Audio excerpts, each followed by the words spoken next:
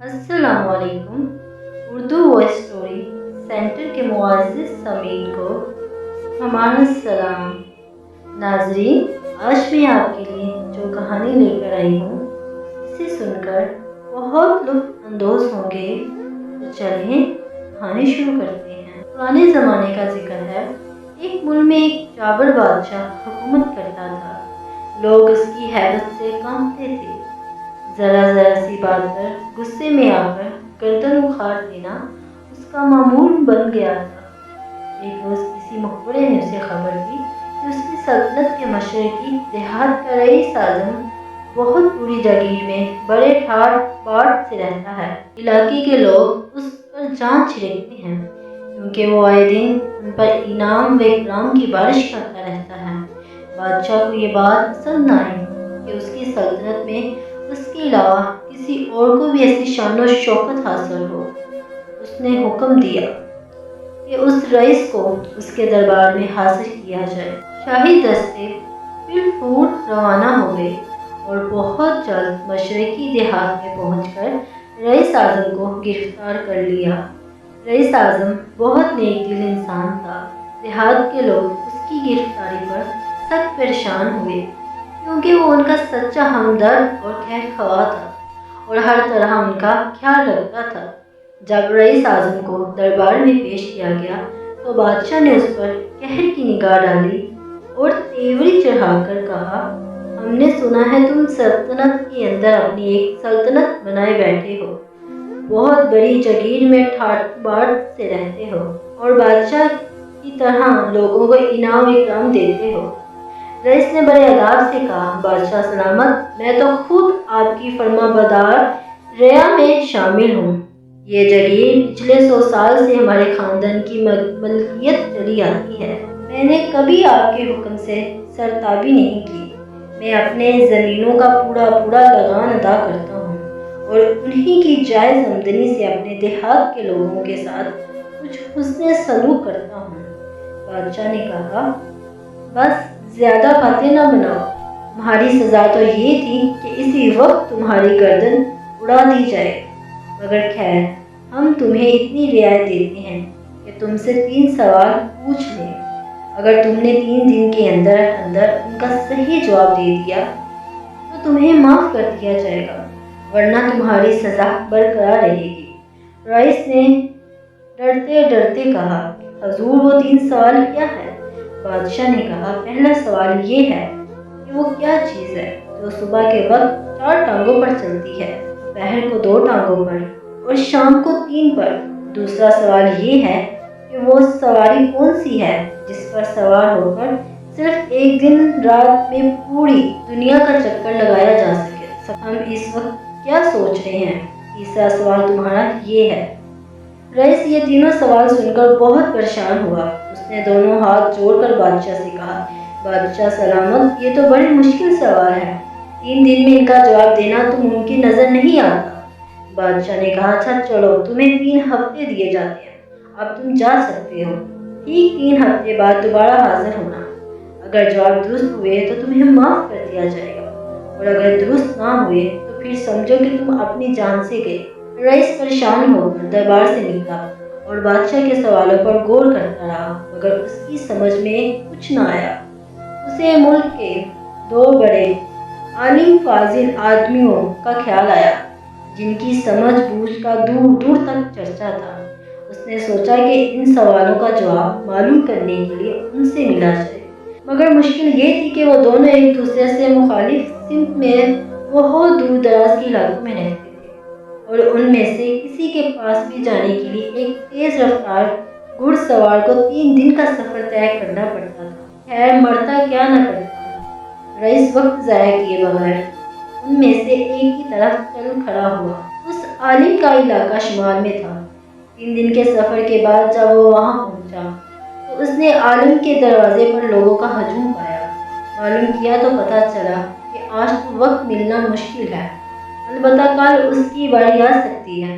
Rice के लिए एक एक लम्हा कीमती था, मगर चारों नचार उसे एक सराय में रुक कर इंतज़ार करना पड़ा। इसी तरह 4 रोज़ गुजर गए।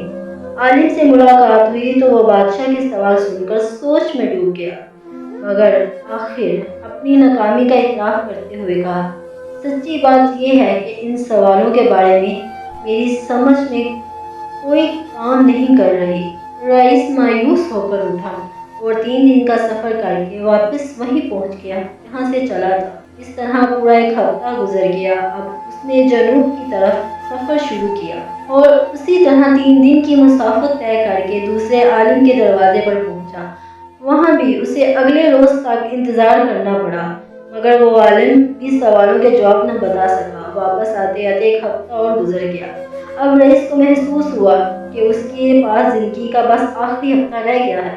اس نے سوچا کہ سوالوں کا جواب معلوم ہونا ممکن نظر نہیں آتا، چنانچہ اس نے فیصلہ کیا کہ وہ یہ کوششیں چھوڑ کر اپنے دیہات کو لوٹ جائے اور یہ آخری چند دن اپنے علاقے کے ان لوگوں میں ہنسی خوشی بسر کرے جو اس سے محبت کرتے تھے۔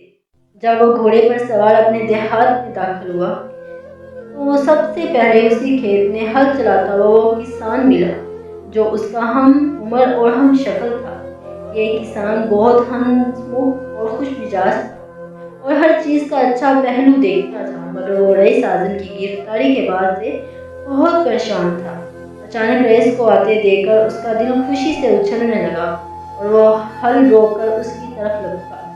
میرے محترم، ہم سب آپ کی طرف سے بہت پریشان رہے، سنائیے خیر تو گزری؟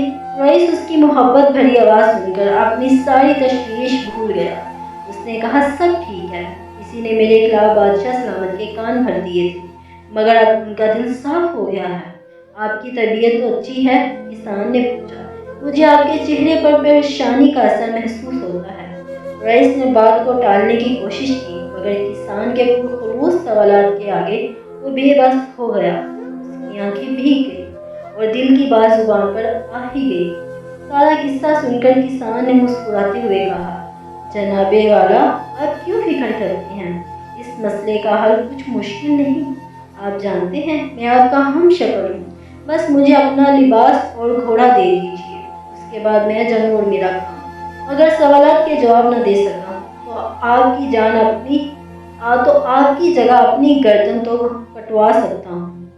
رئیس کو کسان کی جان نثاری پر خوشی تو ہوئی، مگر یہ بات اسے گوارا نہ تھی کہ وہ غریب اس کی جگہ موت کے گھاٹ اتر جائے۔ اس نے کہا، میرے پیارے دوست، تمہارے پرخلوص کا شکریہ، مگر یہ مجھے کس طرح قبول نہیں کہ میری خاطر تم اپنی زندگی سے ہاتھ دھو بیٹھو۔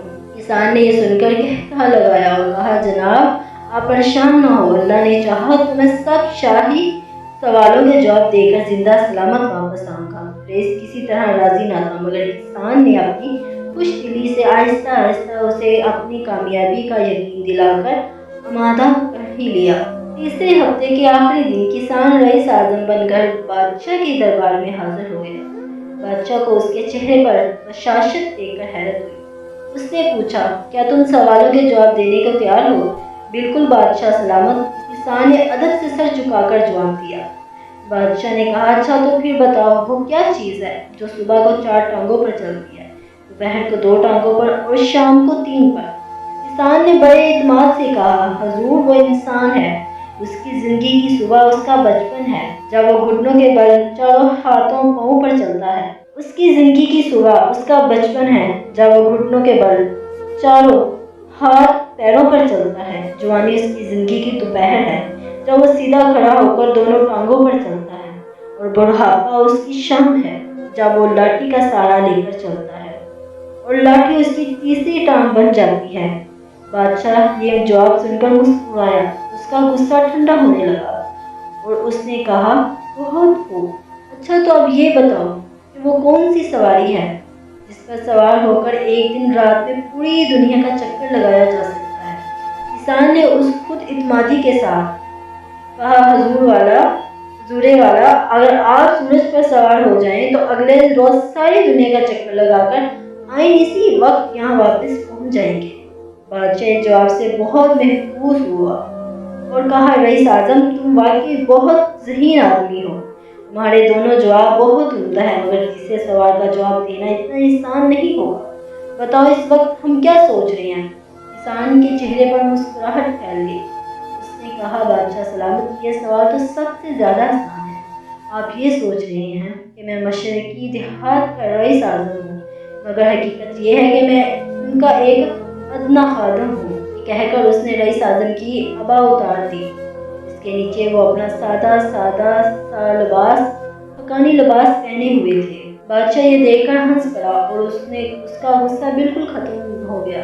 उसने कहा, मियाँ दहकान, तुम बहुत ज़हीन और दिलचस्प इंसान हो। हमने फैसला कर लिया है कि असल रईस को बरतरफ करके उसकी जगह तुम्हें मशरकी देहात का रईस आज़म बना दिया जाएगा। इस पर किसान ने झुककर बादशाह को सलाम किया और कहा, बादशाह सलामत, आपकी कदरदानी का बहुत बहुत शुक्रिया, लेकिन हम लोगों ने अपने रईस आज़म का नमक खाया है और उनका बर्ताव हमारे साथ इतना अच्छा रहा है कि हमारा दिल किसी तरह उनकी बरतरफी को कबूल नहीं कर सकता। बादशाह ने कहा, तुम्हारी इस बात से हमारी निगाह में तुम्हारी कदर और बढ़ गई है। जाओ अपने रईस आज़म को यह खुशखबरी सुना दो कि हमने उसे माफ़ कर दिया, और हाँ, तुम्हारे लिए हम वजीफ़ा मुकर्रर करते हैं जो हर माह तुम्हें मिलता रहेगा। उम्मीद करती हूँ आपको कहानी पसंद आई होगी।